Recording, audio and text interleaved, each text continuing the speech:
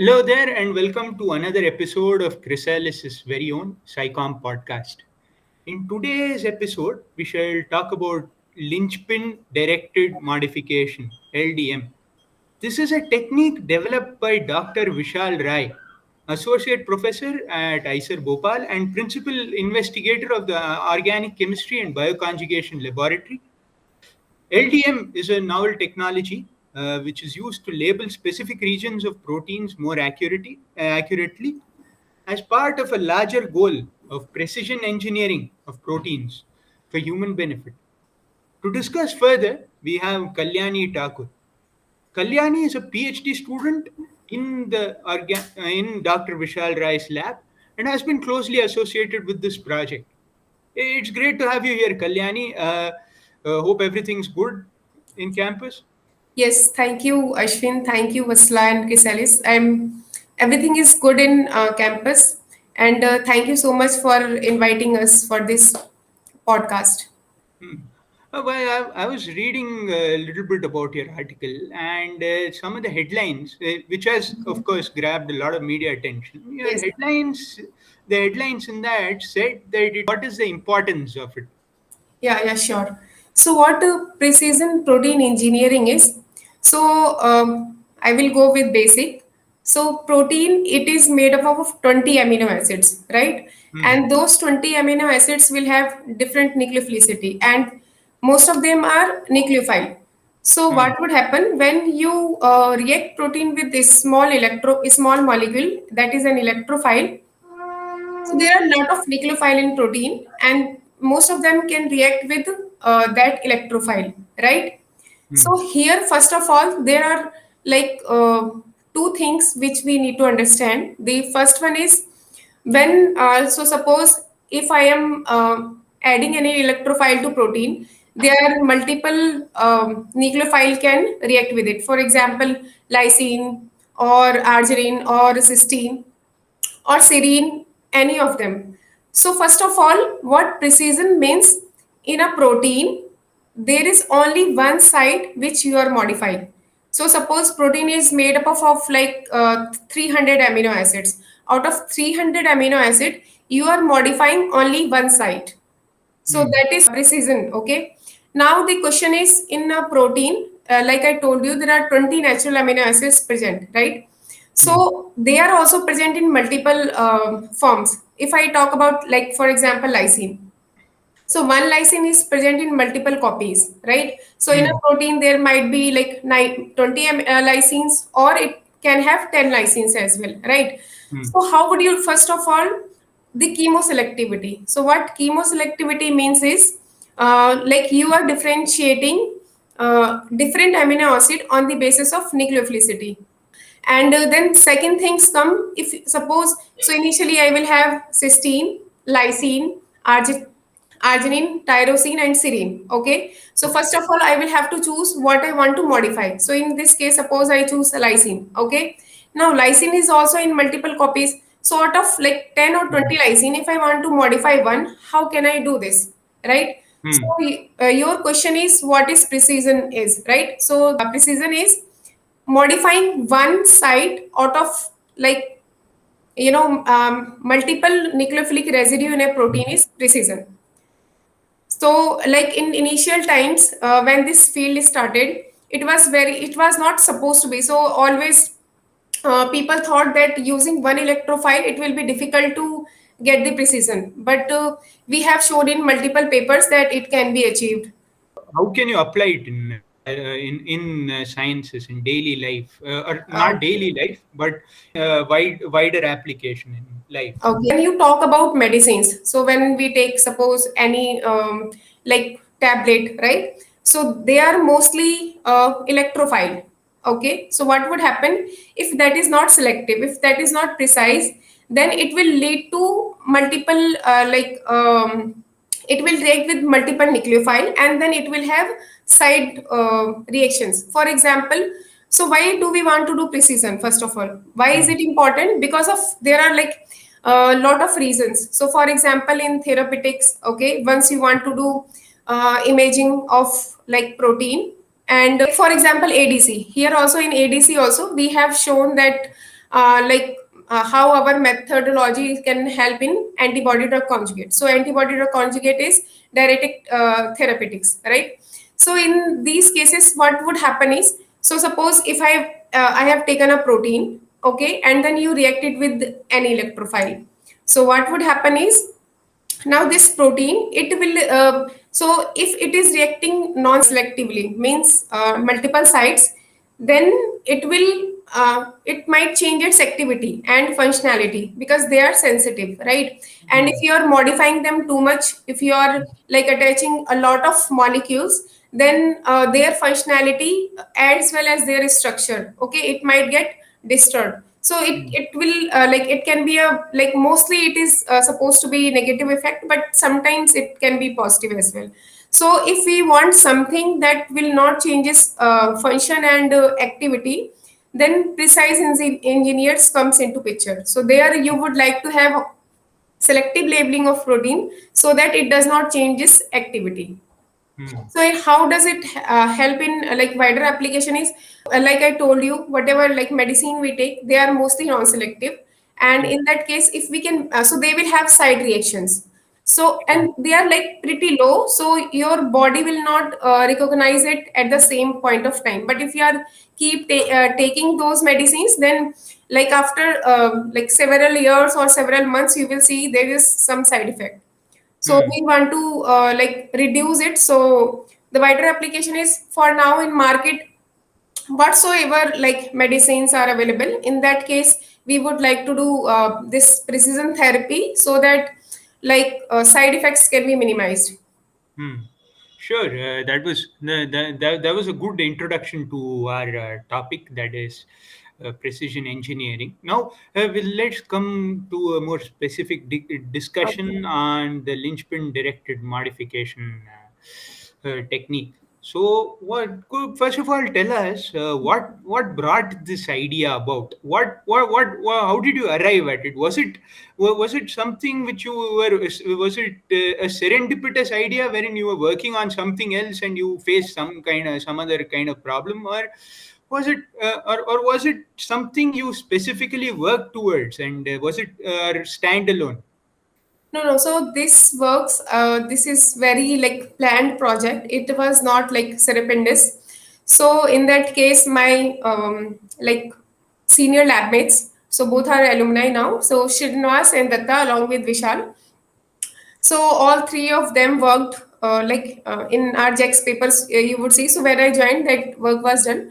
So in that case, that idea, it was planned in a way. So it had a lot of problems. So when this idea came, before that, lot of optimizations were done, Hmm. and then they try different functionality, means what might work, what might not work. So there were, like, it took really a lot of time before that they got this proof of principle. Hmm. Problems, there were a lot of problems. So like they were not like in terms of, just not just in terms of science. So if you will see that paper, there are lot of data we keep from Marley, from CIF, and most of the time it used to be down. So that is the problem we face. So the project which can be finished in a year, it took like 3 years, sometimes 3.5 years, because Hmm. most of the time it was down. Oh. And like planning for methodology. So this first paper, they was that was mostly designed by Srinivas and Vishal. So in that case, so technical problems, like, and most of the part, like when they have designed this experiments, so they really looked into literature, that what kind of experiment should be done. When paper was in review, it took almost a year to be published, actually. And then they had to collaborate. So there were a lot of questions which we are not expert in. So we collaborated with biological people, and Hmm. then they helped us in finishing those experiments. Hmm. You spoke about optimization. Yes. Uh, right. So first of all, could you tell us what the principles behind this technology are? Could you explain in simple terms what actually we are doing through LDM or Linchpin Directed Modification technology, Okay. and also how is it better than normal technology to do the same thing? Okay. So, first of all, when you are comparing LDM with other technologies, so when I was explaining that protein is made up of 20 amino acids, and here I will be taking example of lysine so that it become easier to explain.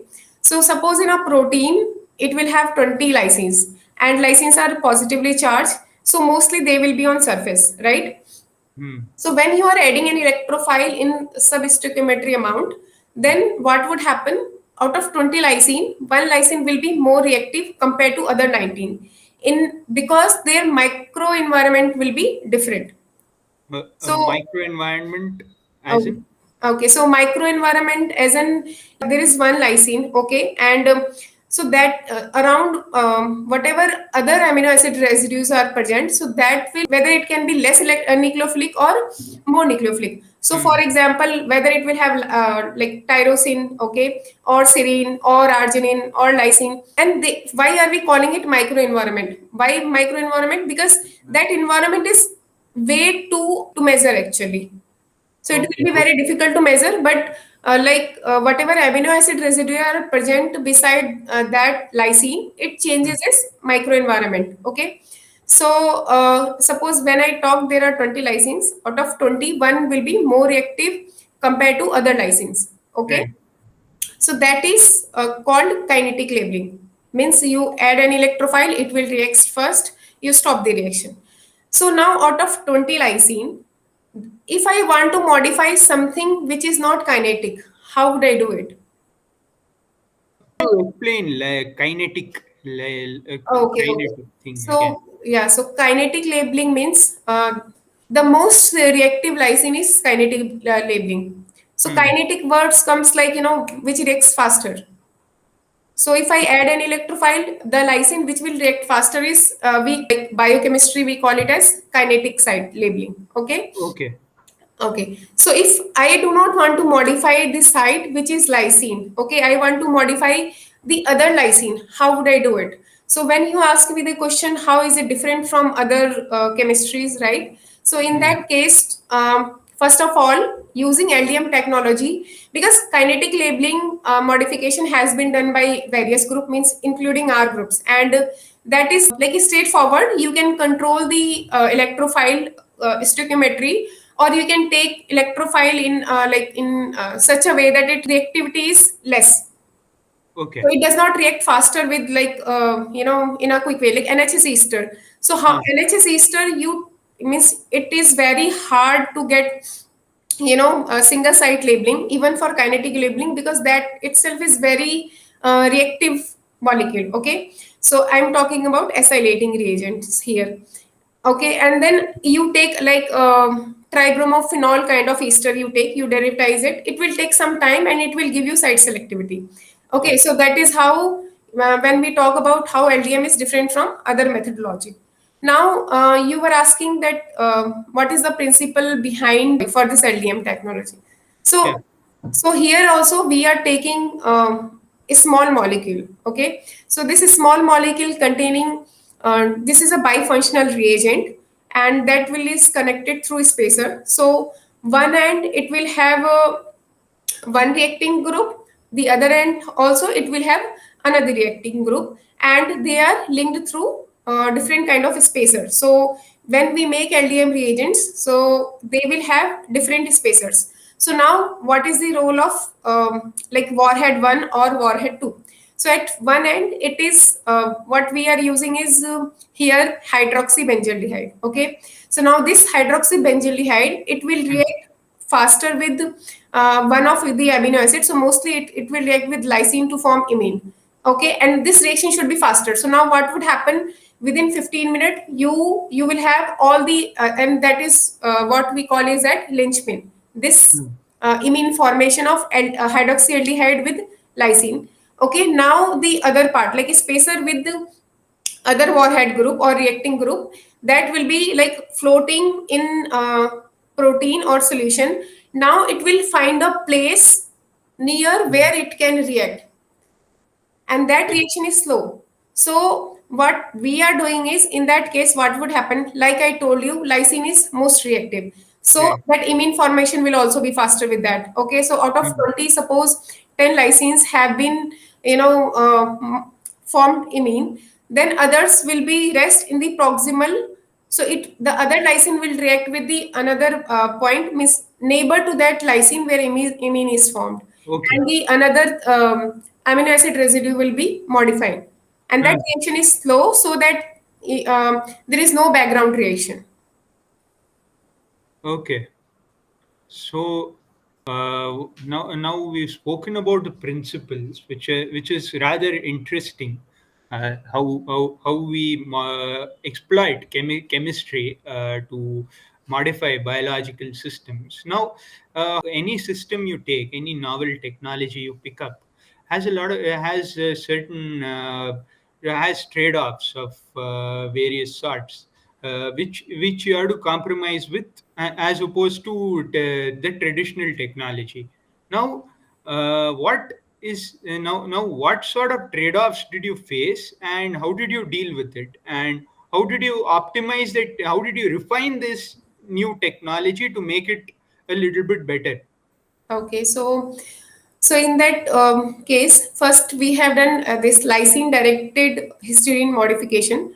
So if you will see lysine, I am talking as linchpin, right? So linchpin directed histidine modification. So in that case, we used lysines as to form linchpin, and then the other warhead, the other end has the electrophile which will react with only histidine, right? So in that case, and when we talk about optimization, initially, so the linchpin we have used is hydroxybenzaldehyde. So Hmm. initially we had tried different kind of linchpins where we saw that, so like initially we took just benzaldehyde. So in that case we saw that imine formation is not that stable and it is not giving the like enough conversion, right? So Hmm. we took like boronic ester as well, but they were hydrolyzing in reaction conditions. Then finally we went up to hydroxybenzaldehyde, and then it went well. Now, next, in case of histidine modification, the modification we had done. So, in that case, the carbon nitrogen bond was forming. That carbon nitrogen bond was not that stable. So, this linchpin, this imine formation, I told you, it is hydroxybenzaldehyde. What do we do is we add now like hydroxylamines. Now, what they do is and derivative of hydroxylamine. So these hydroxylamine, they are derivatized with the tagging reagents such as I told you, we use fluorophore so that we can do tracking and imaging of proteins, or it can be a drug for antibody. So that is how we make this stable bond. So that is through oxime chemistry. So now what was happening in this case, this aldehyde was can be utilized for the purification of analytically to get analytically pure product. So in our case, we were not getting 100% conversion. But the good part was, so suppose if you even if I am getting 20% conversion, I can get the 100% pure analytically purified compound. How? Because that aldehyde can be utilized for the purification as well. So Hmm. since when we were doing this purification system, so in that case, carbon and nitrogen bond was cleaving. So Hmm. that is how then we came up with another idea where we are modifying lysine. So it is linchpin directed lysine modification, and in lysine, amide bond formation is taking place now. So this amide bond formation is pretty stable compared to carbon nitrogen bond, and Hmm. we are now utilizing this stable bond for the like most of our applications. Sure. Yes, ma'am. That was insightful. For that kind of took us back to our days of basic organic chemistry. Yes, yes. You mentioned something called CAF, I guess. CAF for data analysis. I'm sorry. Okay, CIF. Okay, sorry. That Uh, is Central Apologies. Instrument Facility. Oh, no problem. Oh, Central Instrumentation Yes, Facility. yes. Okay. Okay, so I'm really sorry. Really sorry. no, Really sorry. that is okay. So in that case, what was happening? So initially, when I joined this lab, so like most of our data, we do so once we do perform the experiment with protein, we run it in LCMS, and that is already present in our lab. The rest of the peptide mapping and MSMS, like when I was telling you which lysine is modifying, that is very important. You Hmm. are modifying only one lysine, that is fine. But exactly which site is modifying? So that for that, what you have to do, you have means you already have taken protein. Now you know this is like conversion is done. It has been changed to like modified protein. So now Hmm. you take that protein, you digest it, and so after digestion you will get peptides. Now that peptides, so initially you will have to do analysis of peptide mapping. So in that case, you will see which peptide is modifying, right? And then you have to make sure this is the only peptide. Then you do MSMS for it. So initially we were using this instrument that is MAL-DMS. Okay, Hmm. so that MAL-DMS is in CAF now, and most of the time it used to be down, and it is still from last year is almost down. So finally, um, we are grateful to Vishal. He bought new QTOF system in our lab. So now we can do all the analysis in our lab. Okay, that's pretty convenient, I It guess. is lot of time saving. I'm literally grateful to Vishal for this. Hmm. So, what is the future scope of this study? As in, we a lot of it is it simply for drug development, or do you have other biological applications as well? Yes. So the means the good part about this research field it will have diversity. So and means not only in terms of like if I talk about imaging. So what would happen? Like there is a protein, okay, inside biological part, right? So how would Hmm. you know it? So now, like when I talk about so nowadays guided surgery is coming into picture. So what would happen? So I'm just giving one example. So Hmm. in that case, suppose you will have this tumor cells, right? Hmm. They are heterogeneous in like nature. So what does that mean is their distribution is not just at one place. Okay, so Hmm. they might be distributed some other places as well. But what would happen when people are trying to do surgery? They will leave some part of it somewhere, and then what would happen? It will be left as such. Then after some time again it will grow. So you might have heard a lot of time that people, if somebody have tumor, okay, they are treated with it, they are fine, and after like 6 months or a year or so, Hmm. finally they will again develop this tumor. So what would happen? You so when we make suppose antibody fluorophore conjugates, so the good part about this chemistry is you can attach fluorophore, like I told you, Hmm. and that can be utilized for the imaging. Now that Hmm. how does the so imaging means you can see that where is Yeah. it going, okay. So Hmm. nowadays that is why people are preferring, so that like even if there is a small amount left somewhere, they can track it and then they can remove it through surgery. So this is one example, and I will explain more. There are like biophysical studies as well. So if you want in biology, right, so if you Hmm. find like new proteins, and proteins are known, how do they behave? And not just that, people are doing post translation modification. So we can do post translation modification as well. So what would happen once protein formed in after translation, like mRNA get translated into protein, okay, Right. now this protein it will undergo some sort of modifications, and once modification is done, then only they will perform their function, otherwise they are inactive. So like we can study that once we install that post translation modification on native protein, then we can study how does they work, right, Right. in biological system. So like from basics to, if you want to go like in therapeutics, precision therapeutics. So in our lab, one of our like lab mate, he is trying to develop precision therapeutics, so it will have long term effect. So I Right. will not disclose too much about it, or I Hmm. would say that like I told you, in market lot of like medicines are available, but they are not that good how much it should be. Hmm. Yeah, it does reiterate the fact that precision medicine and precision technology Yes, yes. In are very overall, important. in even in diagnostics. So nowadays means there are a lot of you will see like kits are available. They are quick, right? So in Hmm. that case also means because they give there will be some percentage error associated with those like kit or test, right? Right. So we are trying to minimize it as much as we can, so that it does not means that error is minimized, and that false result can be as low as possible. Right. Right, ma'am. Methods are available, but we need to refine as much as we can. Right. That's very interesting. The wide applicability of this field is Yeah, so highlighted it's a through like what you have said. immense Mhm. application. So let's get down to more general stuff. What sort of challenges did you face, technical or otherwise, during the course of this research? Okay, so first of all, I would say is like it is not that big problematic, but the thing is that there are so we work on proteins, right? So reproducibility is one of the issue people face in this field, but miss Hmm. we still do not face that much reproducibility issue.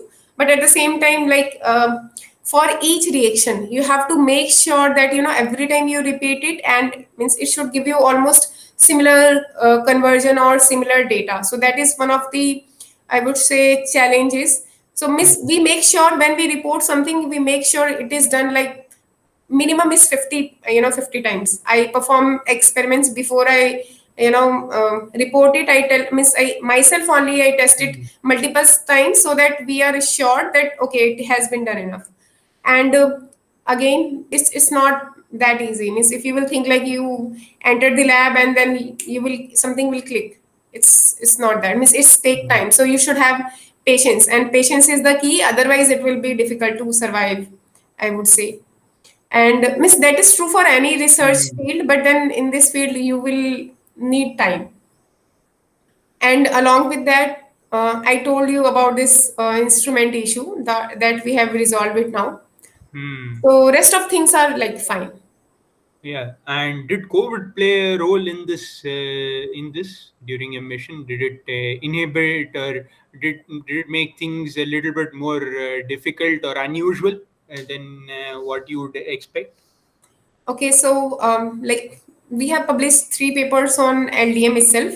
So now like we have moved on from LDM to like some other techniques, I would Hmm. say. So this LDM, like next step of LDM, that one of my lab mate is doing things. I would say like COVID has affected almost everybody's research and especially when Hmm. your research is more experimental, right? So Hmm. last like 6 to 8 months was gone at home. Now like this time I did not go home. I stayed in campus, but still it was kind of difficult situation in campus also for a month almost, I would say. But Hmm. now things are okay. But at the same time, like I think COVID will, I do not know when will it go. So it's a good idea, be positive and try to like read. Right, right, ma'am. That's an important message, I think, for all those students out there who are Yes. who are watching this and are trying to do stuff like that. And so, coming back, could you tell us how the cost effectiveness and ease of usage of this Yes. technology can be I improved? would I would be happy to telling. So first of all, when we were talking about precision engineering of protein. So how was it done? Okay, so it was done way before. So initially, I told you people believe that and just any electrophile cannot does that job. So what people used to do is you would have heard about like expression of protein. So if you Uh, want to do any modification, precise modification, so they will do expression. And in expression, suppose the natural amino acid is like made up of suppose 250 amino acid, okay, and they will change one of its amino acid through expression. So they will change some tRNA accordingly so that it can, and they will use a stop codon for this precise engineering. So it was mostly expression of protein. right. So that was lit means quite expensive, and it was expensive, that methodology what people used to do. So now then slowly this like people started coming up with new like ideas where they are taking native protein and they will take an Mhm. electrophile, and so that they can do protein modification. So when you talk about the cost effectiveness of a native protein and Hmm. protein you express, so there is a huge difference between Right. their cost. So here this is the like good point about what do we do, right? And second thing you were asking about. ease of usage. Yes. So, to be honest, if you want to do synthesis and you want to set protein reactions, it is way easier.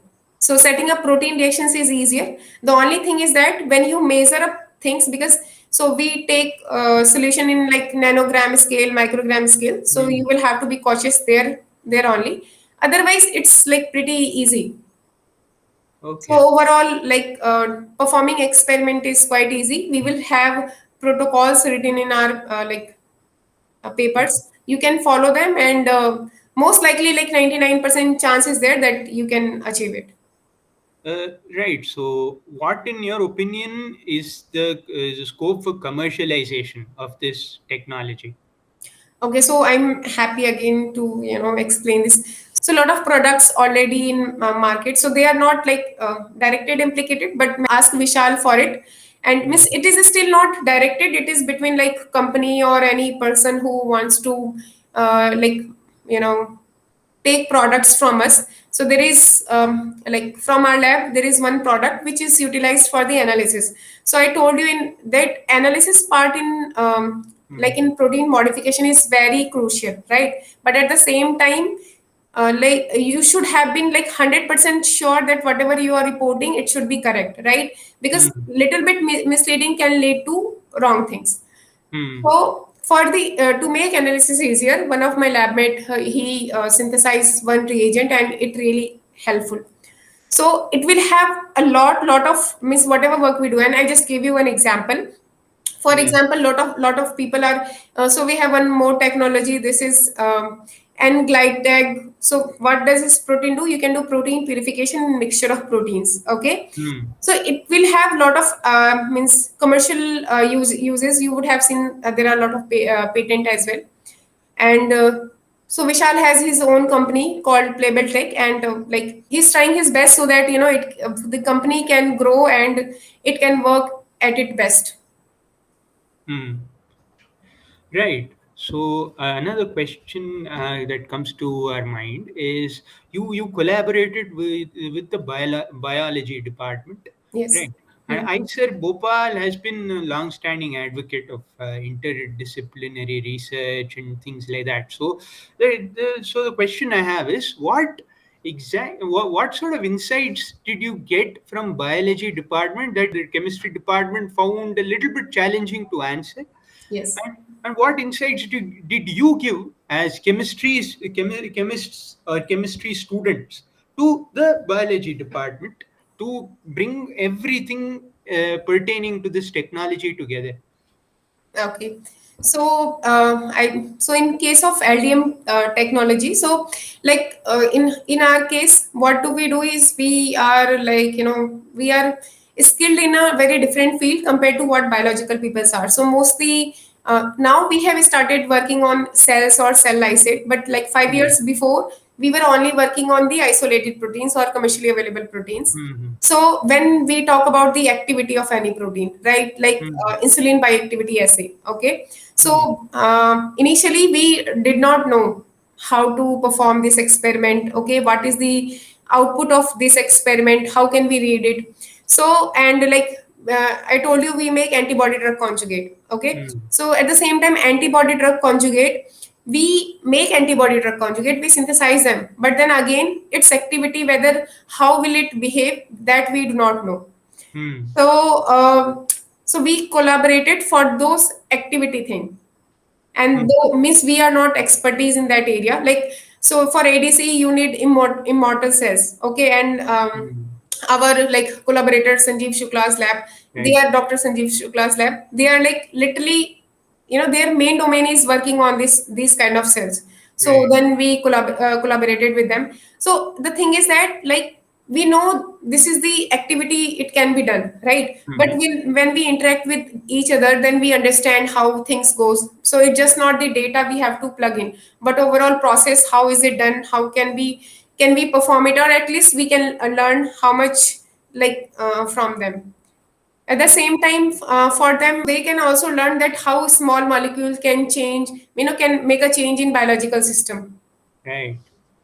Right, ma'am. That was pretty insightful, actually. And this brings me to the next question about your personal experience on working on this project. How was it, and what could you narrate some interesting stories or anecdotes which you encountered during the project? Okay, so initially when I joined, so I was learning when this project was going on. So in that case, I told you. So initially, I was completely from chemistry background. Okay, Hmm. and when I came to lab, like protein biomolecules, so it was not that easy for me to be comfortable with it. But then slowly, I was more into it. Now I'm like I cannot go back to complete organic synthesis. Right. So it is like for me, it's like everything. I just it's so interesting, it's literally so interesting for me. So Hmm. initially, that uncomfortable phase when you have to learn like when I read this manuscript, this so it was not submitted at the time, but so my seniors they were writing manuscript and all. So it took little bit time for me to understand, Right. and then once I started working on it, I started enjoying it. And I told you that there are some like issues with instrument. So you will not get one data at once. So you will plan in your head that okay, this week this much work should be done. Okay, and then once you get the data, nothing. So you have to repeat same experiment. I do not know hundred of times. Then sometimes that was kind of annoying because then you feel like your research is not moving. Hmm. So, miss, that was the only thing. Otherwise, like research wise, it was everything was okay. And then one more thing, like when you really learn something exciting, you are always happy about it, right? So when you get new data or you optimize something, so like that little bit happiness that keeps you, moving forward. Uh, yes, ma'am. So That's overall, my very. experience in research is good, I would say. Yeah. Hmm. And any funny story you faced during the course of it? Okay. Funny stories. And most of the time, it is like normal. So It's all right. It's all right, ma'am. So, I think this is the last question I've got. What sort of advice would you give to students who are willing to pursue interdisciplinary fields like what and research the way of the nature you done? okay, so to be honest, I would say go for it. Because there is like immense opportunity, and I'm just not talking about their PhD, but what do they do after their PhD as well. So the good part for me is like if I want to go for my postdoc, I can go completely in chemistry, I can completely go in biology, as well as I can go complete in interdisciplinary, right? And whatever interdisciplinary course if you are taking, okay, for your Hmm. PhD, if you're choosing it, then the best part is you see what is coming up. So when I work in my lab, okay, when there are commercially available demand, then you know that like whatever research you are doing, it is worth it. Okay, you know that people will be knowing you, people will be asking you to join this lab. So like when I'm working on ADC, there are a lot of opportunity, not just in India, in abroad. Like with the same skill set, I would say, if like somebody is in Cambridge or in my lab, so there is no less you will learn here.